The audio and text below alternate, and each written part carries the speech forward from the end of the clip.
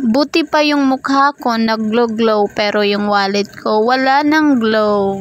Baka nagtataka kayo ba't ko nilalagay sa mukha ko kasi 2-in-1 na pala ang niacinamide natin. Pwede sa mukha, pwede din sa katawan. Tingnan mo naman sa palad ko palang may glow na. Nagbibigay talaga ito ng glow sa ating skin. Masasabi ko na nga lang talaga na mabuti pa ang niacinamide nagbibigay ng glow.